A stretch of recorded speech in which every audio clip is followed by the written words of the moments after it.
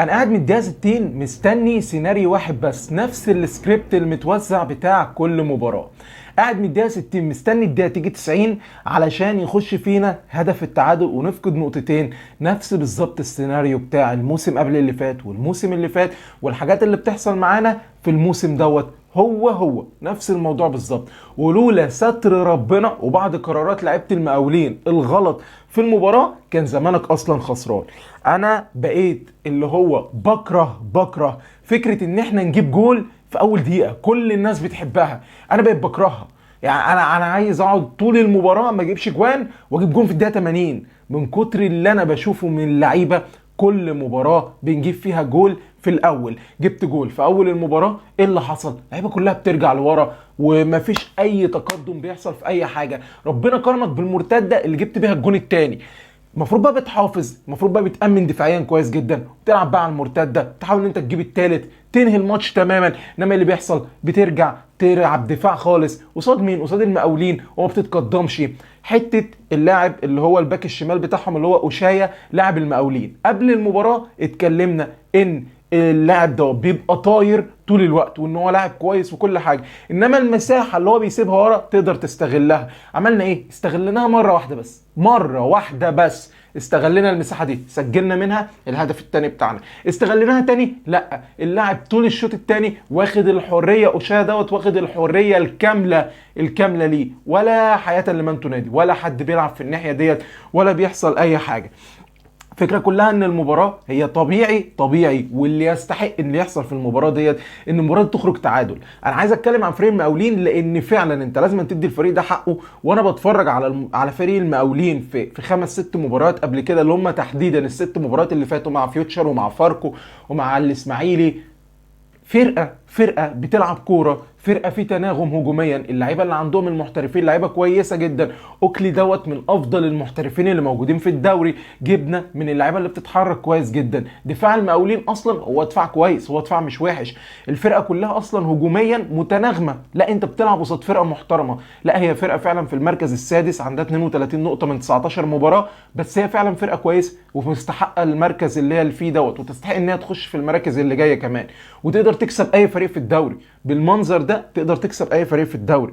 انت بتتكلم ان انت كنت ممكن تريح الدنيا كلها، انما انت لا، انت مضطر في كل مباراه لازم تنزل تلعبها ان انت تظهر باداء وحش وتعمل اللي هو الحاجات الساذجه اللي انت بتعملها. احنا لولا محمد عبد المنعم في المباراه ديت احنا كنا نقدر ان احنا نشيل ازيد من هدف، كنت تقدر انت تخش فيك الثاني والثالث والرابع.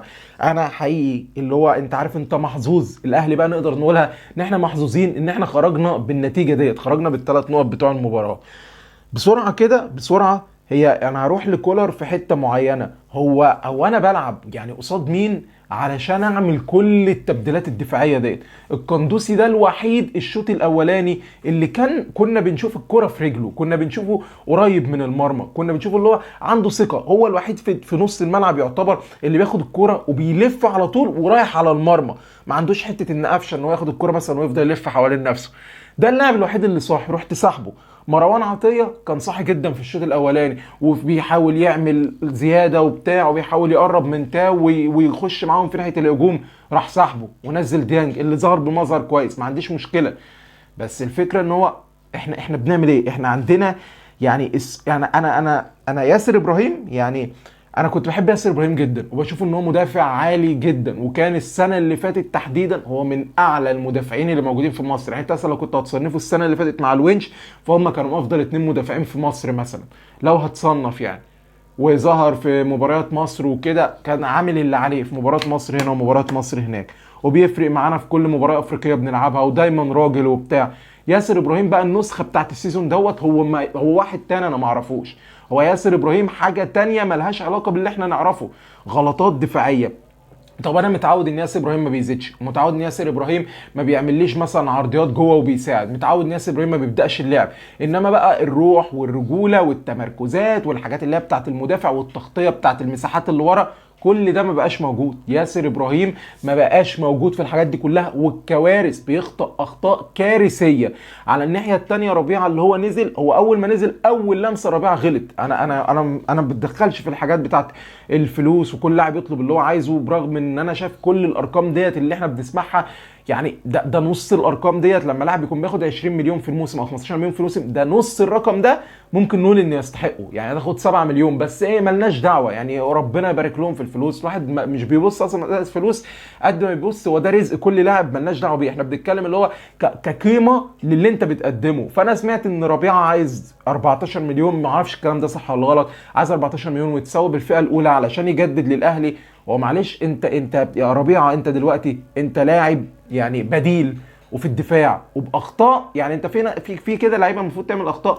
يعني مثلا على سبيل المثال مثلا طاهر، لما نيجي نتكلم عليه كمان شويه، هو طاهر اصلا وجوده في الاهلي من ضمن كذا لاعب تاني انا بعتبره ان هو اشبه ما علينا، يعني اللي هو اشبه بالكارثه.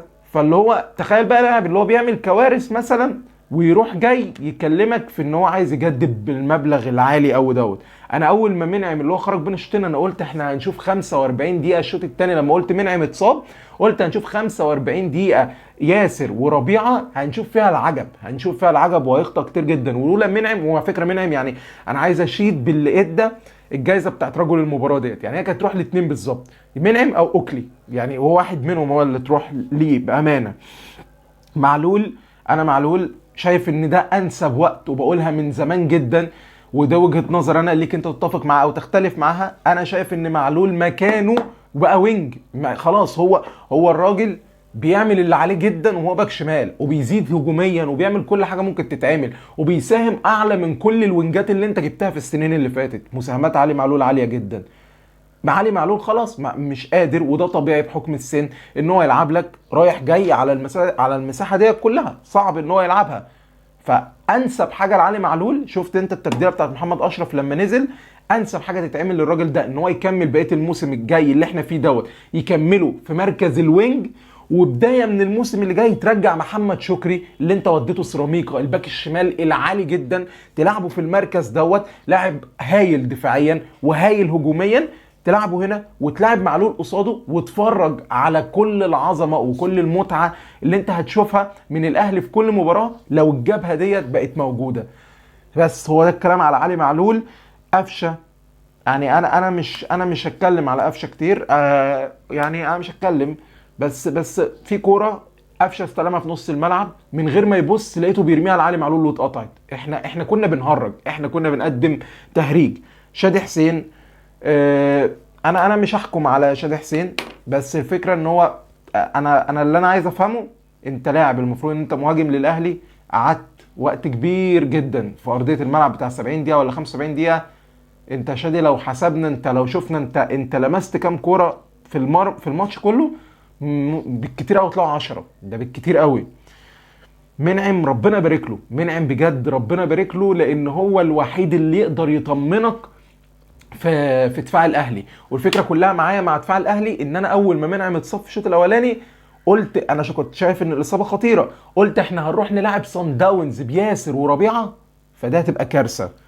طاهر كالعاده هو نقطه ضعف في تشكيله الاهلي ونقطه قوه لاي فرقه انت بتلعبها. انا ما اتكلمتش نهائي عن طاهر في الماتش اللي فات لان ما كانش في حاجه اقولها. الناس اللي قالت طاهر وعمل في ماتش القطن، لا هو ما عملش حاجه، لا طاهر هو ما عملش حاجه. انت لو ما عملتش قصاد القطن ودفاع القطن اللي تمركزات زيرو وتغطيه زيرو، لعيبه سريعه، التحامات، كل حاجه عندهم صفر، لو ما عملتش قصاد فريق القطن هتظهر امتى؟ فانا عشان كده ما اتكلمتش على طاهر. وطاهر هو ولا حياه لمن تنادي، هو بيشكل نقطه ضعف عندك قبل ما يكون نقطه قوه. نقطه ضعف عندك ونقطه قوه بس للفرق اللي انت بتلعبها. ماتش سان داونز الجاي انا ما بقتش، يعني انا دايما بستبشر خير وبقول اتفائلوا خير، بس الواحد باللي بيشوفه ده، بالتهريج اللي بيحصل، بان انا العب المقاولين فارجع دافع بكل دوت. طب ما يا عم، هو انت قلت الماتش اللي فات ان انت دخلت سافيو عشان تكمل القايمه. طب ما هو ده لاعب بياخد فلوس ولاعب اجنبي، طب ما نضيفه يا كولر. يعني انا عن نفسي انا دايما مقتنع بكولر ومقتنع بالفكر اللي هو عامله، وشايف انه راجل بيحاول يطبق حاجات. انما كل مدرب وليه اخطاء، بس الاخطاء اللي بتحصل من كولر ما بقتش فاهم اسبابها ايه. من ضمن الاسباب ديت هو تاخر دايما التبديلات بتاعتنا، اعتماد على بعض اللعيبه زي طاهر بشكل مش مفهوم. انت فعلا الموضوع مش مفهوم. ماتش سان داونز هيبقى كارثه، كارثه لو حصل تهريج من اللي احنا بنعمله. هيبقى كارثه حرفيا ماتش صن داونز دوت لو دخلناه بنفس كل مره بندخل بيها المطوشه مؤخرا اللي احنا بندخلها. بس انا في حاجه عمري ما عملتها في القناه وفي اي حلقه قدمتها، انا حابب ان انا اعملها النهارده تحديدا، وان انا ادي تقييمات للعيبه من وجهه نظري. انا عمري ما عملتها، انما الماتش ده بالذات انا شايف ان انا عايز ادي تقييمات للعيبه على التهريج اللي بيحصل. انا الشناوي بالنسبه لي ياخد مثلا 6 او 7. الشناوي ياخد 7. تعالى الباك اليمين محمد هاني ممكن 6. علي معلول 6. منعم يعني ده بالنسبه لي ده كان توب التوب، ولولا كنا هنخسر 9. تعالى بقى نبدا بقى في الهيصه بقى اللي جايه ديت. ياسر ابراهيم 2 وابقى كده كارم ياسر ابراهيم. كل التقييمات اللي بقولها دي اعتمادا على وجهه نظر انا، ليك ان انت تتفق معاها او تختلف معاها، فوجهات النظر الاختلاف فيها لا يفسد في الود قضيه، وانا بتقبل كل الاراء وكل وجهات النظر. دي وجهه نظر انا من اللي انا شايفه من المباراه واجمالي تقييم. بالنسبه لمروان عطيه فمروان والقندوسي وحمدي الثلاثه 5. ده من وجهه نظري ان الثلاثه 5. وديانج لما نزل في وسط الملعب فبرضه ديانج قطع كام كوره خطيره، فديانج ممكن يكون 6 لاجل اللي هو عمله. تعال بقى للجزء المضحك اللي قدام ده. انا قفشه مش هقيمه، وطاهر يعني 1. يعني 1 عشان ضربه الجزاء اللي هو جابها، الضغط اللي هو عمله وهو جابها. بيرستاو 3. شادي حسين 1. مين نزل؟ رأفت خليل يعني 3. عندك مين؟ ربيعه ما لحقش، هو غلط يعني. هو الحاجه اللي ربيعه عملها في الماتش ان هو غلط، اديله تقييم بالسالب اكيد لا. بس ما اعتقدش ان في حد تاني عندنا اصلا نزل، ولا محمد اشرف ما يتسالش، هو عمل فاول وخد انذار. تخيل دي تقييمات فرقه للاهلي، واعتقد ان معظم الناس هتكون موافقه على التقييمات ديت. انا مش مصدق ان الفرقه دي عندها ماتش مع صن داونز مهم جدا يوم السبت في ملعب متقفل. موضوع بقى مستحيل، موضوع بقى من سيء لأسوأ. بس مش هيبقى بقى زي كل مره بنيجي نختم الحلقه.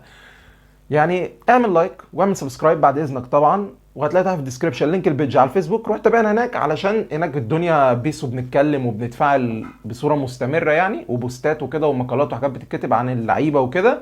فتابعنا هناك وبس يعني بعد اذنك، علشان مش هيبقى خساره ونكد علينا، او احنا فوزنا بس فوز مالوش طعم. فوزنا بالمنظر دوت وكمان ما يبقاش فيه يعني تفاعل. بس وفي النهايه يعني ما اتمنى انا ما كنت رزل عليكم، بس هو ده الواحد شافه من الماتش. وفي النهايه كالعاده ما تنساش السلام.